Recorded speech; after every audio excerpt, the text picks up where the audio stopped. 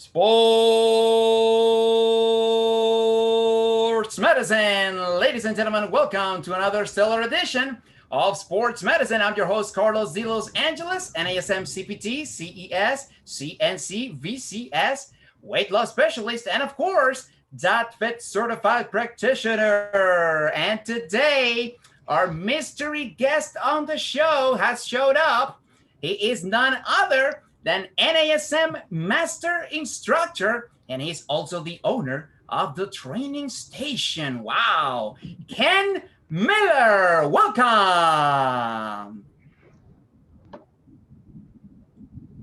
Hey, thanks for having me. How you doing? I'm fine.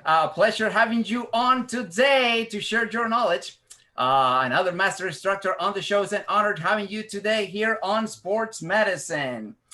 So we're going to be talking about performance enhancement and conditioning on today's show. And here I got my second edition, oh yes, of the PES certification from National Academy of Sports Medicine.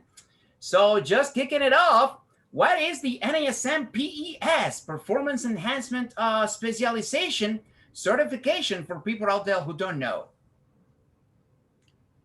Well, the Performance Enhancement Specialist, as it is delivered through the National Academy of Sports Medicine, is the sports performance-based specialization that NASM offers. So if you've gone through, and it's highly recommended that, if you're going to work with people, whether it's for the, despite the goal, fat loss, weight loss, wellness, body composition change, sports performance, that you get the certified personal training certification, and then you can dive into more of the sports performance. A lot of people don't realize that the original OPT model, and I think you've discussed this on one of your broadcasts before, is that it used to be 7 phases of training. The original model had corrective exercise and what we are calling today the PES as the bookends of what we call the 5 phases of the OPT model. So I always recommend that any personal trainer, anybody involved with performance or movement, get involved with the OPT first, getting a grasp on the OPT model first, and then get the sports performance side of things, or the PES. And I recommend that because the crux of being able to perform at a high level through strength and through power is going to be very much dependent on how well you're able to stabilize and control the body, which brings up stabilization training, early stage strength training, which one of the phases that's very important for all athletes is strength endurance. And then you can migrate up to getting more performance or a higher level of performance from your clients using the PES, which is going to now emphasize power and max power, or what we used to call power endurance, as well as max power, once you add in those upper 2 phases of the training model. So basically that's the PES. The PES is just the higher end of the optimum performance training model as we teach it at the National Academy of Sports Medicine. Very nice. Now, one of the things that I love about the NASM books is that it makes very clear what's the scope of practice of the certification that you are studying. So, but this creates some confusion sometimes, especially with the PES, because it says, oh, you're going to work with athletes, you're going to be a performance specialist.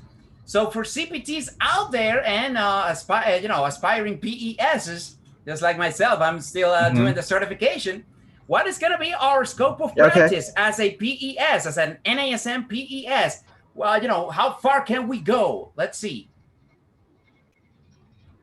Well, you can use this for just about any client. And one other thing, and we just got done doing a workshop for performance enhancement. So one of the things that we have to understand, or one way we can look at working with clients, is the fact that if you have a body, right, you're an athlete. And whether you're 18 years old or junior high school, or if you're 75 years old, which my oldest client right now is 78, I still very much train them by way of strength and power when the phase is appropriate for them. So like I said, my 78-year client, he golfs, he skis, right? He's still very much active in the outdoors. So I have to train him um, for power and strength for, because obviously he wants to perform better. So if he's Mm-hmm. skiing, he wants to ski past lunchtime.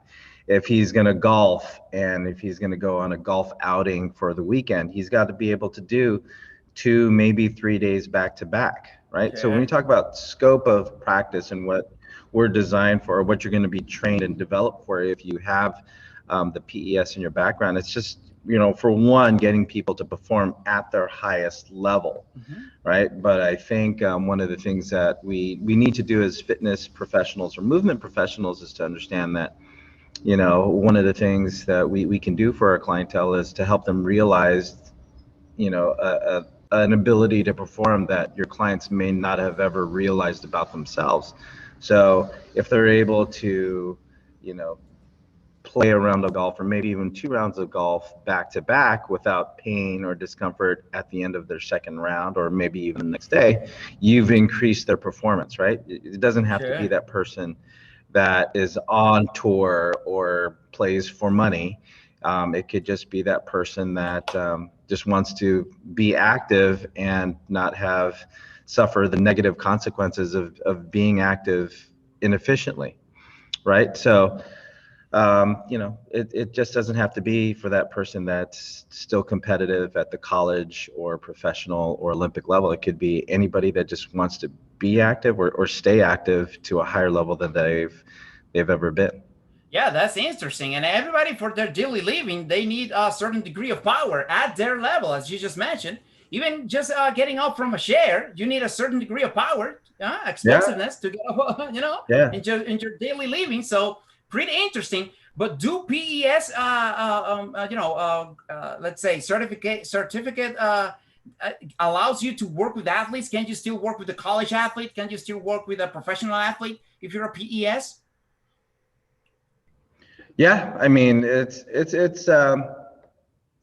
definitely a feather in your cap, right? So if you have the performance enhancement Mm-hmm. specialist, if you have the PES behind your name, I mean, if you're a professional, depending on who or what organization you're working with, it certainly helps with marketability.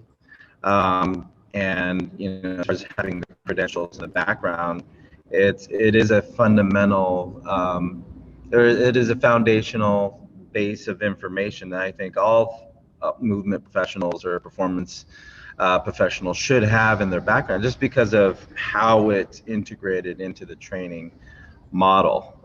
So yeah, there's plenty of people that are working in the fields of the National Basketball Association, Major League Baseball, that have a strong background. I know with a couple of organizations within the NBA, their athletic trainers and strength coaches have pretty strong and foundational thought processes when it comes to programming for their teams, right? And some of these teams have very much shown that you can operate at a high level, at that professional level, and have, you know, low injury rates, or what we would, or what we might call or consider as minutes lost due to injury, especially at the NBA level. So there's a lot of evidence when it comes to how effective the model can be at that level. So does everybody have a PS, or should they have a PS? I think they should, just because of the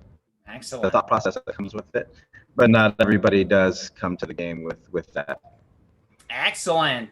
Now, speaking of sports and preventing injuries and enhancing performance, let's go, through the list of some sports and how can, just generally speaking, some tips on increasing performance, on improving performance, that is, and Mm-hmm. decreasing the probabilities of injury.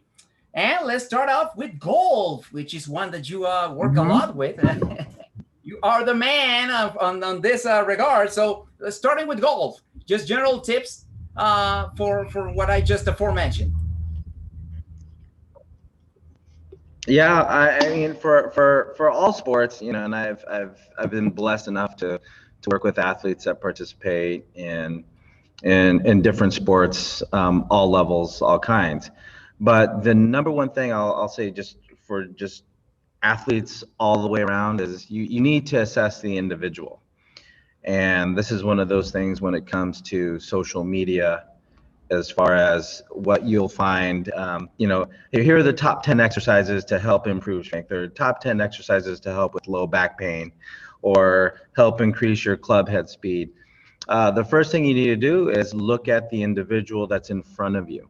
And if you understand the person's needs, it could be a strength issue, right? Which is a lot of times what it's relegated to, but it could be a range of motion issue. There could be a lack of rotation. There could be a lack of dorsiflexion. It could be a lack of ability to move well, but that's going to be based on an individual basis, right? So if you were my client, the first thing I would do is assess you for what you need, because I can have the best exercises for strength and power, but unless I know how your hips move, or how your ankles move, or how your shoulders move, you're always going to be at risk for injury until we figure out, okay, well, what does it take for Carlos to move better, right? So in the sport of golf, big rotation, right? You need to have hip mobility. A lot of people forget or don't ever realize that, the ankles need to move too. Okay. So there have been opportunities to work with golfers. They just want to be able to get that kinematic sequence and turn the hips and turn the shoulders, but their fault could be because their ankles don't move. Wow. They're unstable. It could be a balance issue, right? And then that's how you start the programming, is shoring up what they need to move better as a human being first, and then we can move better as that respective athlete next.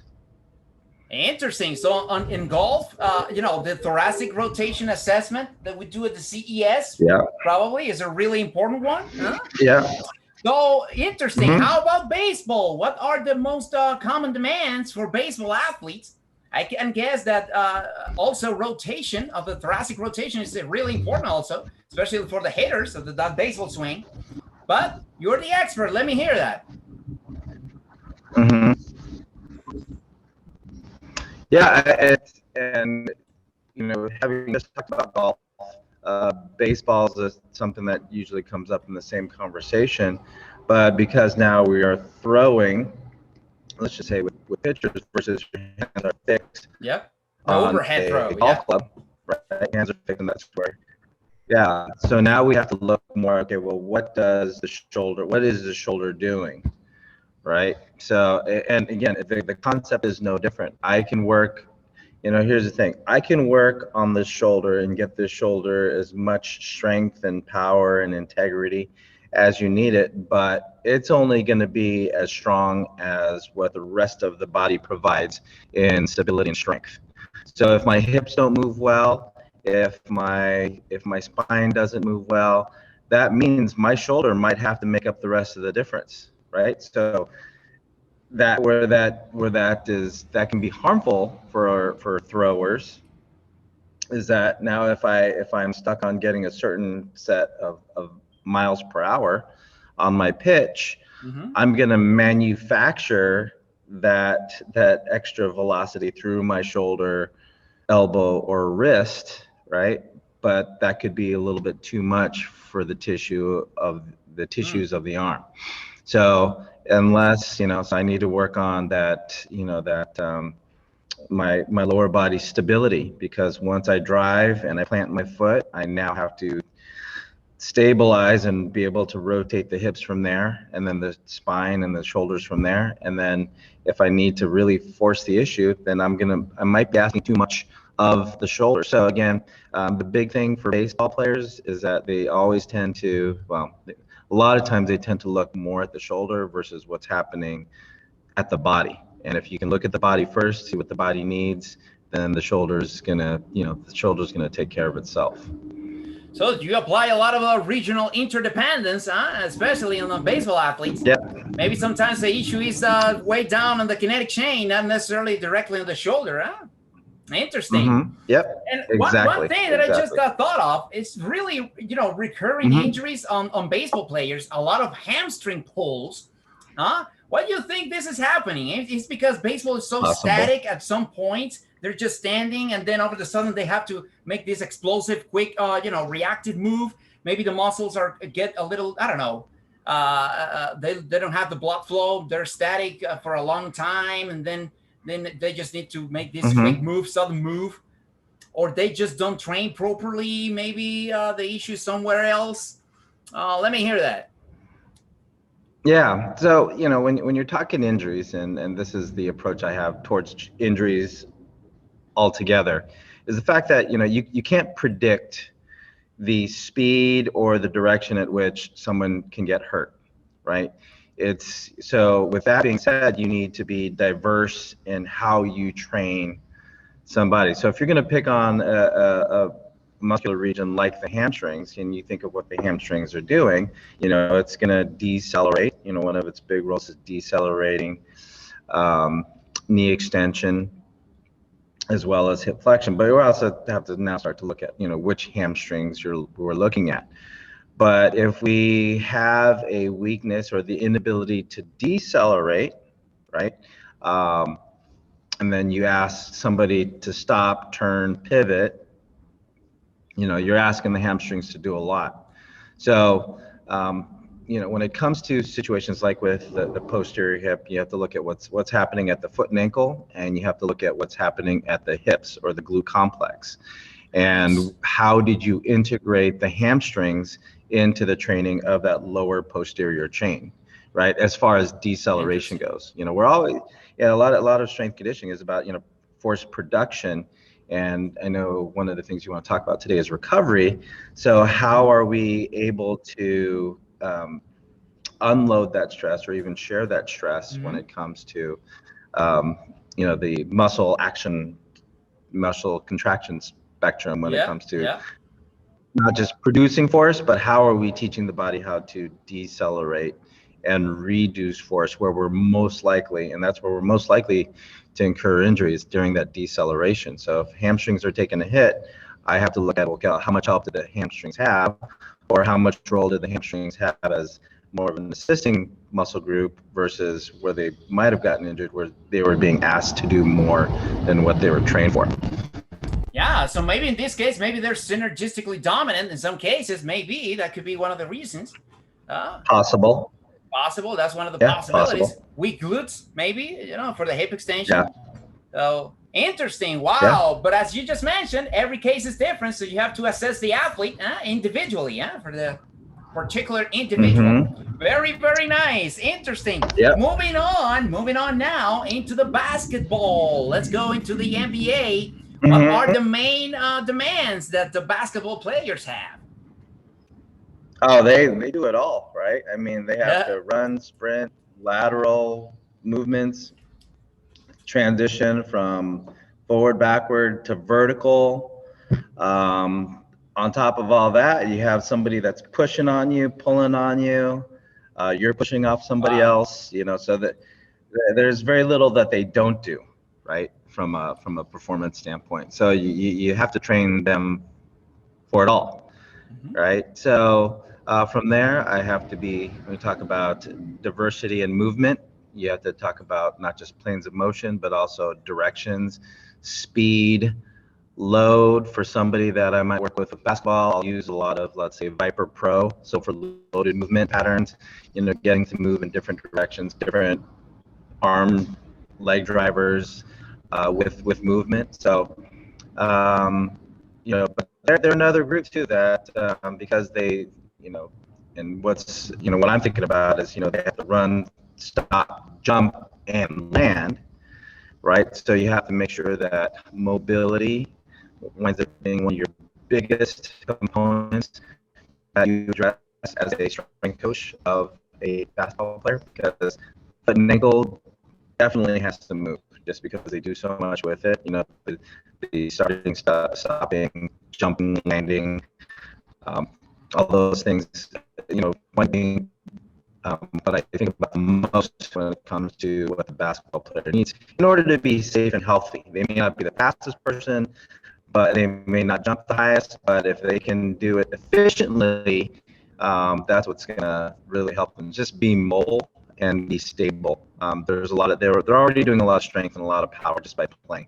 But giving a basketball player, especially a high-level basketball player, mobility and stability can be one of the biggest gifts you can give them within their training program.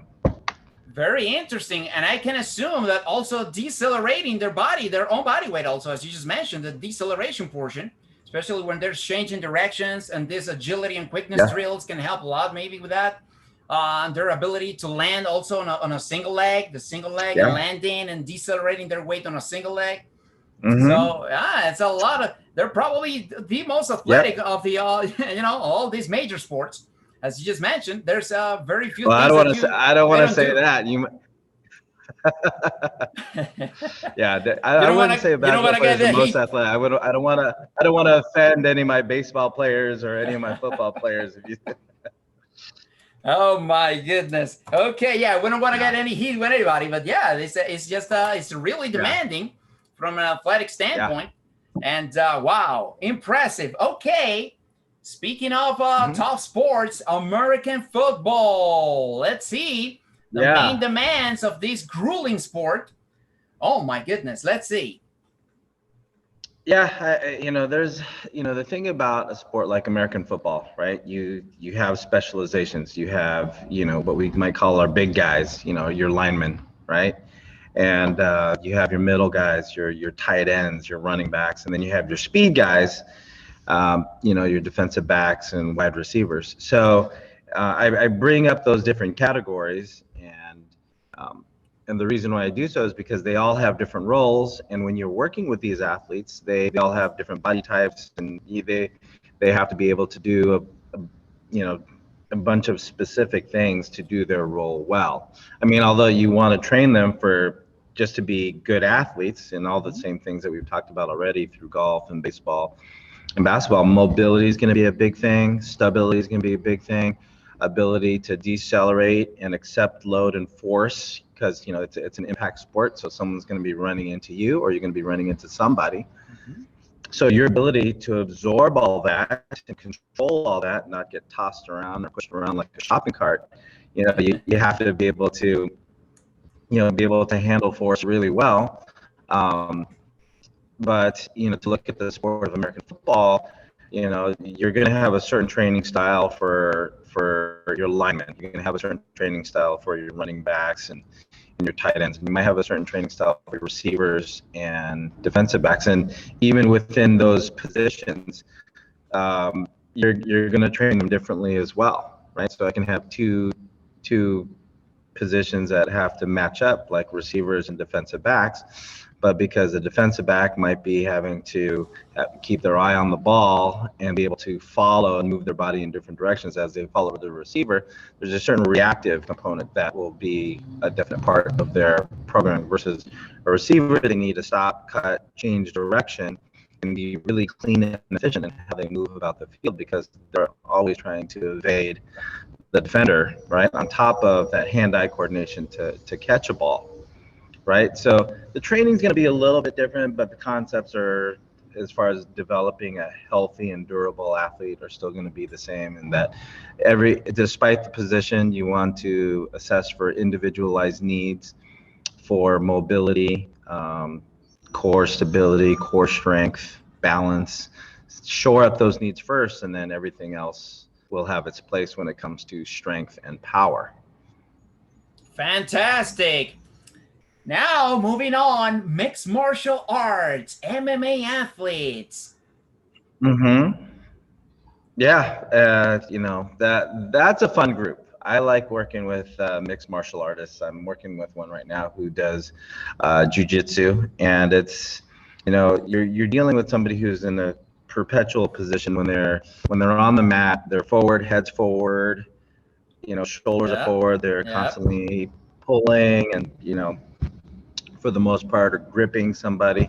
So one of the key things there that I've found is just to get them to open up. So if you can get them to open up, and better activate that posterior chain and get those posterior muscles to fire up a little bit more efficient. Yeah, because it can be pretty violent.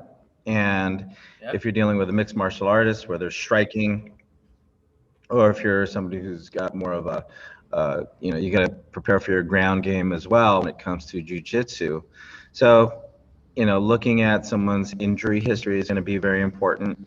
But one of the things about working with mixed martial artists is that because they do it so much, you have to empower them, as you would the other sports as well. But here, how to properly warm up and properly cool down. So when we're talking about all the stress and the pushing and pulling and the isometric tension, just by you can be in a position for quite a while, right? Yep. Yep. So how do you relieve that stress? How do you open them up after rolling on the mat for a certain amount of time? So it's just because they do it so much, Yeah. and it could be in different forms as well. The ability to warm up well and to cool down well is going to be a big part of how they manage their life on a 24-hour basis. Sure, I can attest to that. When I was wrestling, whether amateur or professional wrestling, I can't tell you how many times I got a stiff neck Yeah. just from a training session. Mm-hmm. And we used to wrestle jiu-jitsu Yeah, guys and exactly. MMA guys to get them ready for the fights in Yeah. wrestling. And man, when they Yeah. got you on that Mm-hmm. front face lock, headlock, and they don't release, and you're in there for 1-2 minutes on that hold. Oh my goodness! When you get out of there, Yeah. Yeah. you got a really Yeah. No. stiff neck for Yeah. 3 days. It's terrible. Yeah.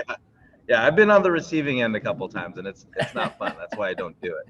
But I can emphasize, and based on that little bit of experience, I'm like, well, let's do a couple. Let's do a scaling Oh stretch. Let's do a man. levator stretch. Let's work on opening up the chest and strengthening up the upper back. So it's a routine, but you know what? Yeah, They yeah. feel a ton better once they do it, because that's not something that historically is built into a training program, Sure. right? Yeah. Yeah, man. I wish I had the CES back then, on the foam rolling, and it would have been much better. Yeah. Okay, so We now, all do. yes, sir. Talking about the power lifters, and this Mhm. so well-known deep catch position, where you have to have the deep catch position to be able to perform some of the powerlifting moves and lifts. And some people Okay. think about get confused between flexibility and mobility, but you really need mobility, as you have mentioned so well throughout the show, to have the deep catch Mhm. position, Yeah. because you need the full range of motion plus the neuromuscular control as well. Huh? So let me hear about that. Right. Some tips, generally speaking, of course, on for people who want to do powerlifting out there, those heavy lifters at the gym, and they need to get that deep catch position. So when you say deep catch, are you talking about like on a power clean? So you Yeah. get your big pull and you catch, and you can, yeah. Yeah, and you, if you're already talking about mobility, that's most of the game already, is just being able to have the requisite ankle mobility. Can you dorsiflex? Can you Mm. squat? Because Oh yeah. I mean, if you've got the corrective exercise specialist background, you realize that there's a lot of compensations that Sure. can be addressed by having great ankle mobility. Because if I'm going to squat in any way, shape, or form, my ankles have to move to allow the shin to come Yeah. forward. Yeah. Because if the ankles don't move, the shin stays vertical, which means that's a lot more work for your low back. Mm-hmm. So, and if you're catching any kind of significant weight, you get the weight up, you get your big pull, and then you catch. And if you can only move those hips a certain direction, right, or if it's lacking Oh range of yeah. motion, Oh yeah. the weight's going to be too far forward, or first of all, you may not pull the weight as far Yeah. because you're not able to use your hips as much, right? So Mm-hmm. that's the first thing that they'll affect, is the amount of pull. And then the second thing that'll affect is your ability to squat, or basically jump down under the bar. So if that's one of your big limitations, that's going to take not just your foot and ankle out of position, but it's also going to put you in a more of a forward lean position, which is not a good position to be in Yeah. when catching that weight, because you want to be under the bar for the catch, and then you can stand up from that deeper squat from that position. So um, having great ankle flexibility, range of motion, mobility, stability is going to be really, really an impactful thing to address for your athletes, especially those that incorporate Olympic lifting. Excellent.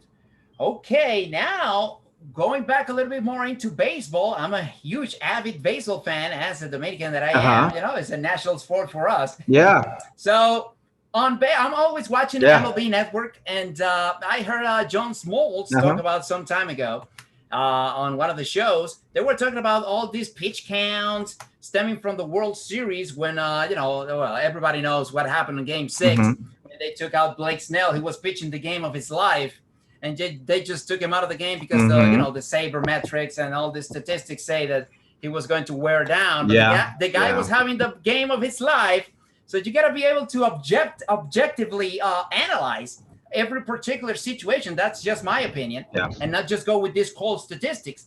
But that's the world, today's world. That's it's going to be a lot of debate on that. But the thing is, these pitch counts were supposed to prevent injuries for the pitchers, especially shoulder, elbow injuries.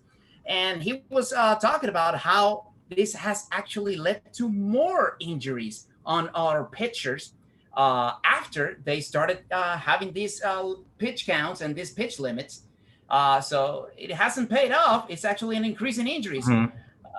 Why do you think this is happening? And do you think that we should let the athletes, just do their thing and don't be as strict on this regard? Let me hear that. That's a good thing, and I wish I saw that interview, because that's an interesting point that he brings up, in that a process or procedure set in place to help protect players. However, what you're trying to protect them from is still happening.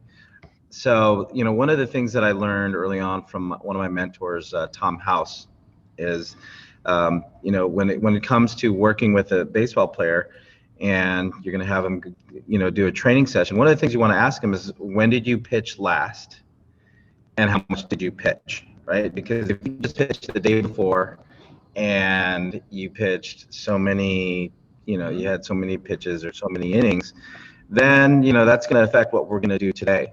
So I think one of the things that I might look at, of course, I want to have a little bit more information before I comment on what Smoltz had to say, because he's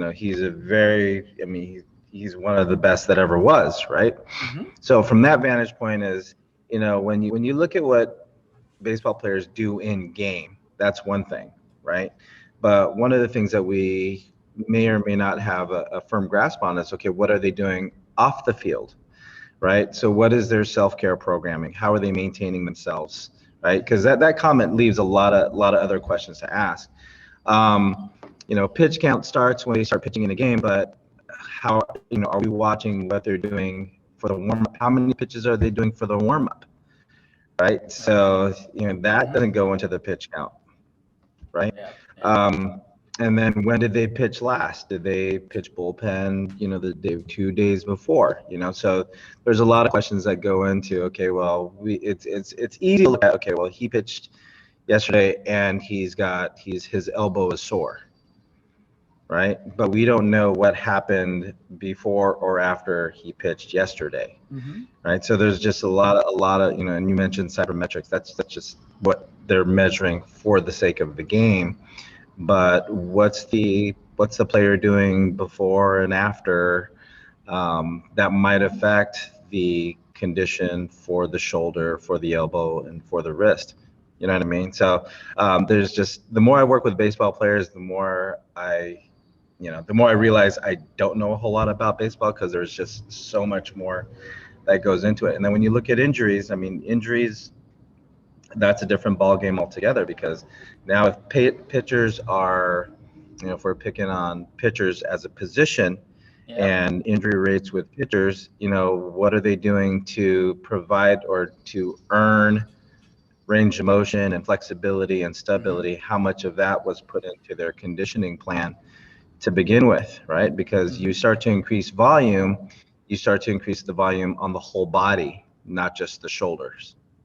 Does that make sense? Sure, sure. So, But this is just my opinion. I just personally think baseball players are doing maybe too much weightlifting.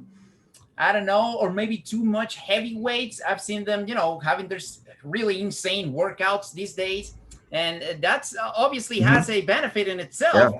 I think for specifically for baseball, maybe right. they don't need that much load with those heavyweights all the time. So maybe that may be. I'm just guessing here. It's just my Yeah, opinion. From the outside looking in. yeah, and that's yeah. Now, when you're dealing with in every organization, and I've had some opportunity to work with different organizations over the years, but every organization is different on how they handle we're just getting through the end of spring training right now. Mm-hmm. How they onboard and they condition their players. Are they Yeah. following just a template program, or have their players been assessed for their deficiencies? Because here's the thing: strength and power is nothing without stability. So my question is that whatever strength conditioning program that they Interesting. were Yeah. on, That's so true. were they assessed, and did they build in stability, Yeah. right? But the other part of it is, have they been throwing? So to have all that mass, and that's they can be as strong or as powerful as they want through their strength conditioning program, Mm-hmm. but have they been throwing through it all, right? So that baseball player that feels like they need to put on 10, 15 pounds on the off season so they can have the strength, so that they can have the power. Yep. Question is, has the nervous system calibrated to move with that speed, to get that velocity on the ball while they were conditioning? Or did they put on all that mass? We've got a different set of nerves and muscles now than before they put on all that mass. So how well can they integrate that into the kinematic sequence that is throwing, right? So those are the things that you kind of have to look at, because there's been pitchers that look great coming off of the offseason, but then if they haven't been throwing, that's when Yep. they get hurt. Yep. Yep. Really interesting. Any kind of Wow. throwing, they can be throwing a football. Yeah. Yeah. Yes, sir. Definitely. Yeah.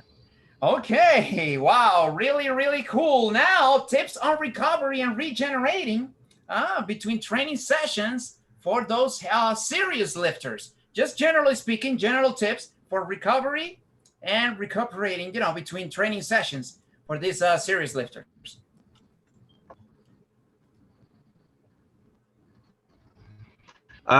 Yeah, I mean, and I know it doesn't sound like a broken record, but it's imperative. The more intense you are as an exerciser, whether that's lifting or running or whatever it is, it is important to get assessed and to know where your deficiencies are, because if I know where you're lacking range of motion, I know where we need to make special efforts in making sure you can move in those areas. So if you're somebody who lifts heavy in your powerlifting moves, you're doing a lot of deadlifts, benching, squatting, things like that. Are you ensuring that you have shoulder stability and mobility? Are you ensuring that your hips move well, and that your foot and ankle move well? And from there, I mean, if you have a pretty intense training schedule, the way I would say it is, like, you have 3 days of going heavy or of muscular development or maximum strength work, then I would say there needs to be a corresponding amount of flexibility and range of motion and core work, so that you can still have structural integrity while still pushing your body to its limits for strength and power. Right. So that, what I'm saying there is, like, okay, so if I have 3 heavy days, what am I doing to have 3 light days that are intended to restore movement and mobility, right? And that's not just taking a day off. You just don't go to Mm-hmm. the gym for a day and you want to sit on the couch and watch TV. It could be a day of foam rolling. It could be a day of active recovery, active rest, communing with nature, and going for an outdoor walk somewhere. You know what I mean? So things that get you to, unload and de-stress overall. I mean, because life's pretty crazy with or without exercise. But what are we doing to ourselves to give ourselves a little mental stress and unload? I know you had Dr. Nancy Lynn some time ago, and Oh yeah. she's got some great information on nutrition and doing what you can for the insides as well as mentally. So those are the things that exercisers, especially high-level exercisers, need to consider. Is just incorporating a corrective. I mean, it doesn't even have to be a correct. Doesn't have to be labeled as a corrective exercise. But what are we doing to preserve integrity of the muscles, as well as mentally, spiritually, and all of that as well? Sure, as you mentioned, Dr. Nancy. I mean, even just stretching, meditation plays a Hmm. huge role. So Meditation is big. Yeah, yeah. yeah, yeah. Interesting. Not just the foam rolling. That's very good. I love that approach. Now, last but Right. not least, a little brief overview on restricted blood flow training. What is this new concept? Tell everybody out there who don't know about this. Blood flow restriction is just it's another modality for exercise. I can stimulate the body for growth and strength without the 85+% of having to work for strength and Okay. and hypertrophy. So by affecting blood flow, or what we call blood flow restriction, to where you might have something that let's say if I have an armband, so the piece of equipment that I use is called a brand called Airbands, and connecting to a Bluetooth on my phone, it can pump up the band up to Wow.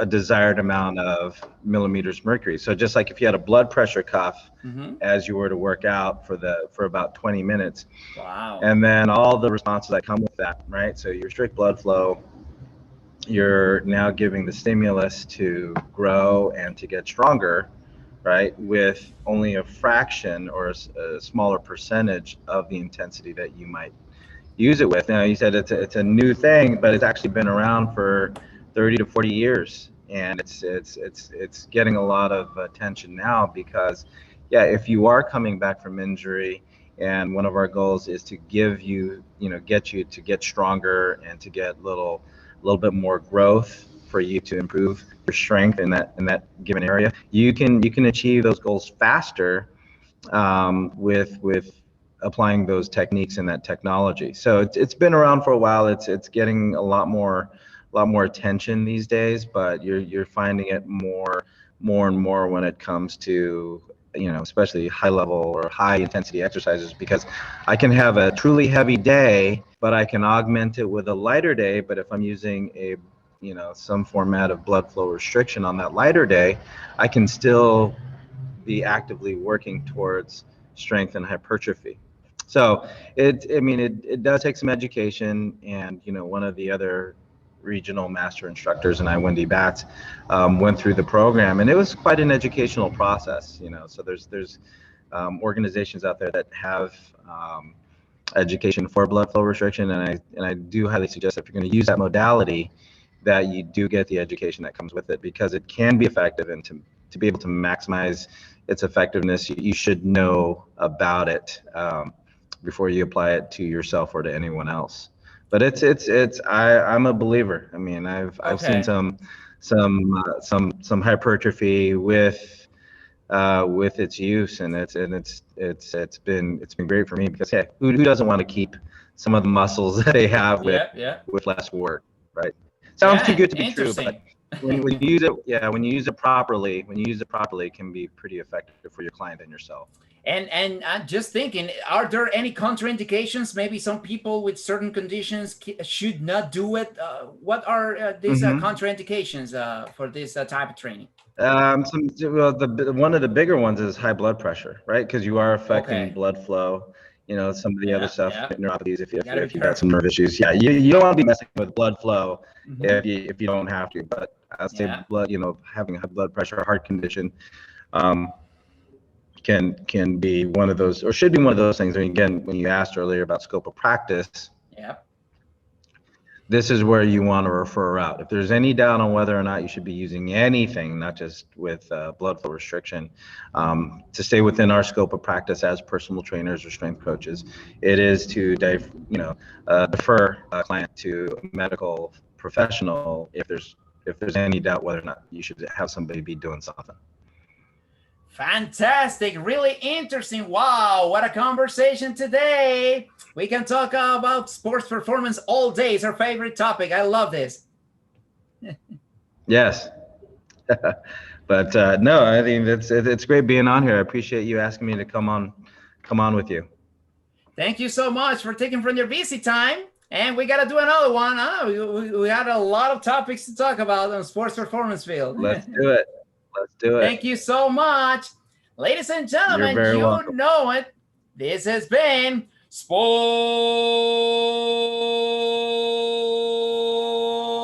Medicine.